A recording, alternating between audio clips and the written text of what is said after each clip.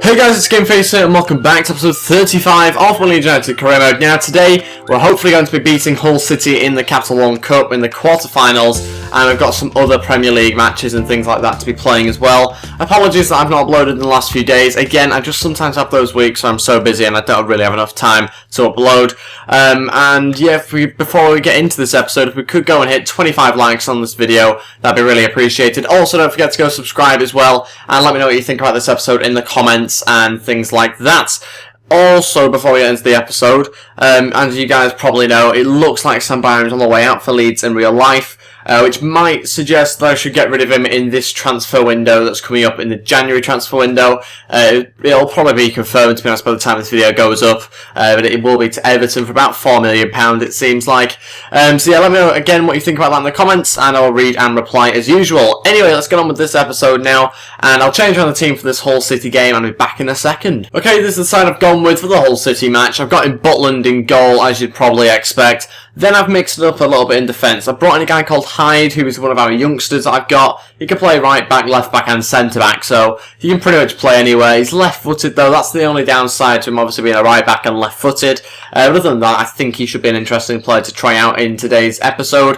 We've also got Pedro Enrique and Smith at the back, again left footed players. We've actually got all four of our defenders left footed, which isn't great, is it, to be honest, but it is what it is. I'm pretty sure, in fact, no, Spencer's right footed, which again is very bizarre. Brought him into the team though as well. We've got Nguri or Ngukuri or something like that in centre mid alongside Dele Alli, with Dwight Gillett on attacking mid and Bataka on the left. Byram plays probably his last game potentially on the right hand side, and Jamie Vardy up front. That's the bench I've gone with. Let's see how we get on against Hull City. Bataka onto the left hand side. It was a good chance for us early on. Cuts back onto his right foot and he strikes and scores 1-0. Brilliant strike from him 11 minutes in. 1-0, very good start from us, and we have passed the ball around very well recently. I was just quickly thinking on the Sam Byram thing that maybe if I do get rid of him, I bring in Leeds' new signing that they've got in on loan. I think, is it from Huddersfield? Is it? Or is he on loan at Huddersfield? Something like that. Carahol? Maybe I'm pronouncing that wrong, but I'm pretty sure they've got him in on loan, so maybe I try and get him in instead of Sam Byram. I'd obviously have to have a look at his stats and his overall and stuff like that, but potentially I get him in as a replacement for Byram, if that's what you guys think in the comments. Here we go, Bataka. Now going to try and put it across to Dwight Gale, who tried to hit it first time, and it was blocked successfully by the defender. Vardy nearly passes it right to the defender. Ganukari, as I'm going to call him, with the strike and a good save from the keeper and out for a corner. Now then, we're going to play it short straight away to Jamie Vardy. Can we cross it in? Nope, not really. Left foot maybe this time, and punched away by the keeper. And that's it for the first half. We are still winning the game 1-0. A pretty decent first half from us. Nothing incredible though in the last third. We have controlled the game. We've looked the better side. We deserve to be in the lead, and we're going to keep the team exactly the same going into the second half for now.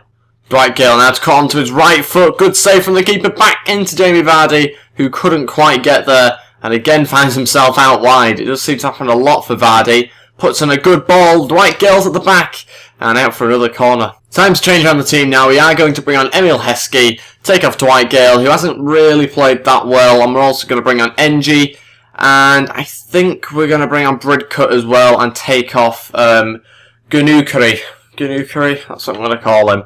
Yeah, I think we'll go with that. 3 changes, just around about 30 minutes left of this game now, and hopefully we can try and find a second goal. Tom Huddleston, will he hit one from this? He has done. Tipped over by Jack Butland. Decent strike. I don't know if it was quite going in, but it was certainly close. And I've got about 6 minutes left here to try and find an equaliser. Hopefully we can get it away. Just about flicks on, and again blocks. Oof, and blocks again by Emil Heskey. That's why he's on the pitch, to block things late on. You get the big players on the pitch. And yeah, can we clear this one this time? Bataka should do really there. And can I hit it away second time? Just about. God, not really clear, is it? There we go. Now can we counter-attack? Bataka trying to play through Engie, who decides to run away from the ball. Heskey through to Clinton Engie. Pulls it back. Now then Heskey for the tap-in. No way. Bataka does get the tap-in. 2-0. There we go, we've got the second goal in the 90th minute against Hull City. I was trying to get Heskey a goal, but obviously I think Engie probably could have finished this off on his left. but went for Heskey. It was a brilliant save, by the way, from the keeper. A nice little tap in for Bataka, 2-0. And that is it. It was pretty much the last kick of the game. 2 goals for Bataka. Got us the 2-0 win and puts us into the next round of the Cup. I think that's the semi-finals now, the Capital One Cup, I think it is.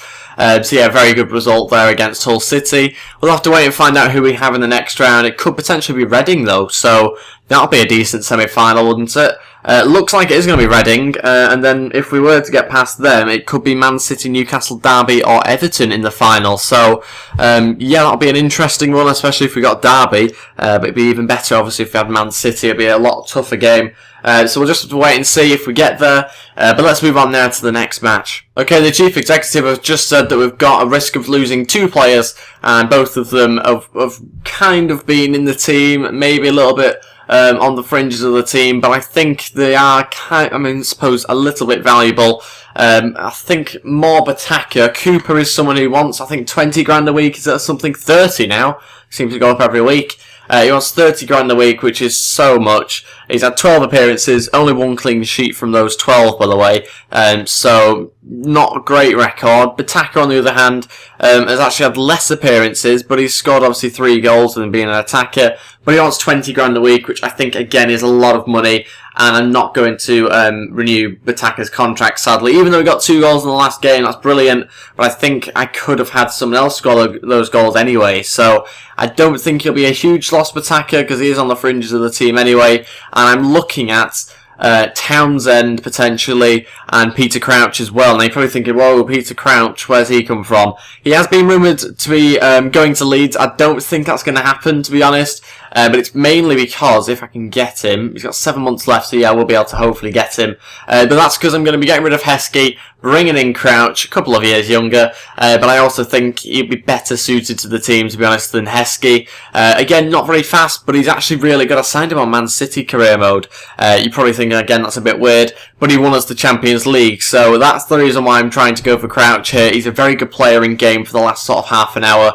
That's the reason why I want to try and get him in. But more interestingly, Townsend is definitely a player I want to try and get in January. We'll have to obviously have a look at his wage and his value and stuff like that, but he's certainly a player I'm interested in. Again, he's got 7 months left on his contract, so even better. We should be able to get him in for cheap or on a contract expiry, so that would make it very cheap for us. But again, I'll be looking at that. And let's move on to the next game against Hull City. We are going to sim the match. Obviously, 2 games against them in a row. I'll change around the team a little bit and see what sort of side I'll come out with. And this is the team I've gone with. I can't really put out much of a stronger team, to be honest. It's a very strong team, this one. Probably one of my better teams that I can put out in terms of overall. You can see there, it's generally the same defence. Butland, obviously, is all Bridcut and Cook. Grealish on the left. Sandro's playing on the right, just to kind of mix it up a little bit. Alex Mort down the middle with NG up front. And I'm not going to play this game as well. We are going to sim through the calendar, hopefully get a more realistic result. Again, I don't know whether the assistant manager changes around the team anyway, but that's the team I've got if he does choose to play with it. And let's see how we get on. We lost the game 2-0, so much for a more realistic result. Didn't quite work. Chris Dawson is not happy with his playing time. It's understandable. He's not really good enough to get into the team, sadly. We're currently 11th in the league, just behind Aston Villa at the moment as well. 2 points behind them, though, so we are starting to, I think, get further and further behind where I want to be, which is in the top 5. We are currently 6 points off them. Not too bad, considering there are about 6 places between us.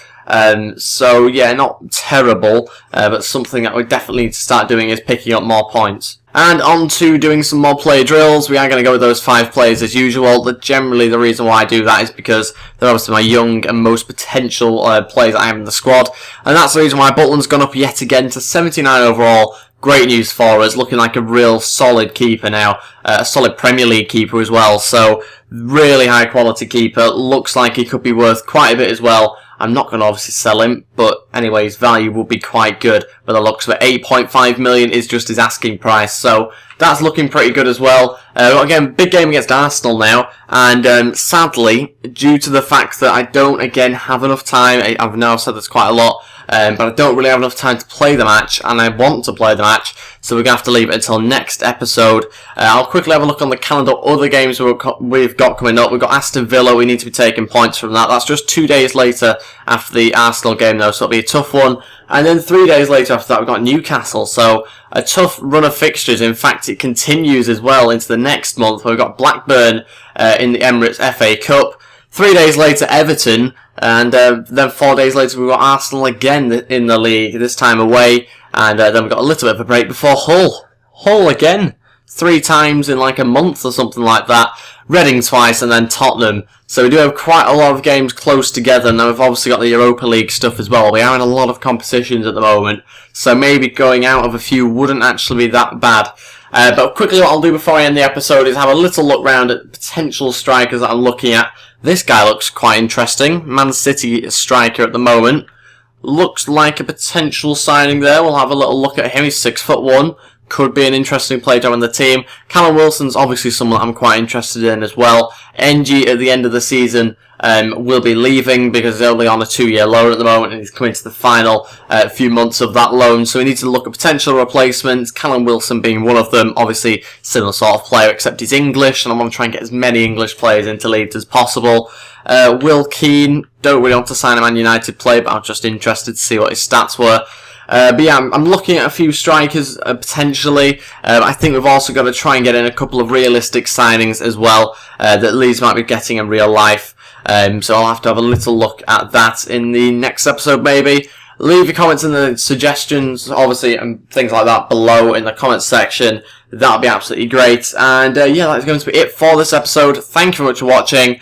If you could go hit the thumbs up button and go subscribe as well, it'd be really appreciated. Again, apologies, I've not managed to do a longer episode like I usually would, but hopefully in the next few days the episodes will be as usual. Thank you for watching, and goodbye.